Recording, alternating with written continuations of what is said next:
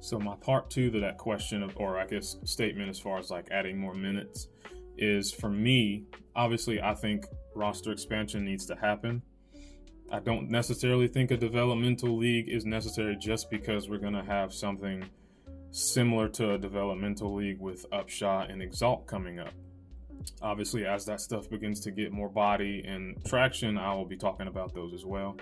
But those are going to help people stay here and people that don't make teams and things like that be in the United States working in pro systems and stuff like that to stay ready. So it's kind of a developmental league, but it's just another league to make money and not have to give up on the dream of basketball, right?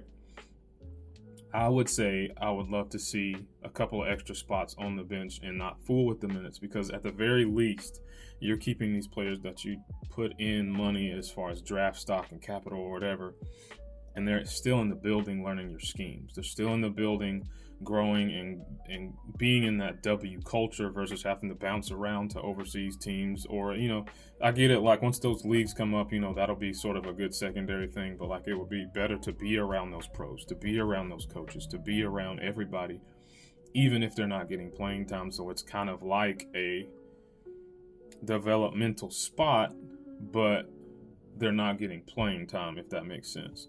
Obviously, this would all be not even thinking about money, because obviously once you bring money in and all this other stuff, a lot of stuff has to shift and change. But if in a perfect world, if the money was there, I would say give me, instead of carrying 12, carry 15. And then the 13 to 15 ladies, they're just there to learn and grow. And if you need a replacement for an injury player, they're right there on the bench. They're right there in town. They're on the roster, and you can pull them versus having to do the whatever they're doing now. So I think that's a good go-between. But people also need to realize, too, that with expansion comes all those draft classes. All those people that aren't in the league, they're going to come flooding back. So while we're thinking about draft and the people that are coming in, think about all the people that didn't make it. They're all coming back for their shot.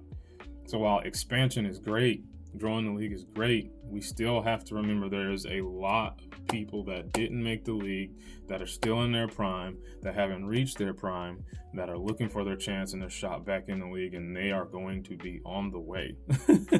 So, unless we expand to 30 in the next 10 years, it's just going to be like this, because obviously we're all seeing a lot of the outrage and uproar of people, of the teams using the players and all this other stuff, cutting players that are good and versus keeping this person and whatnot. A lot of things are about to change in the W world, but we have to realize too that, like I said, these players got let go, but there were players before them, 4 and 5 and 3 and 2 years before. Last year's draft, the year before that, all these players that we saw that were good that got cut, they're still waiting around for their shot.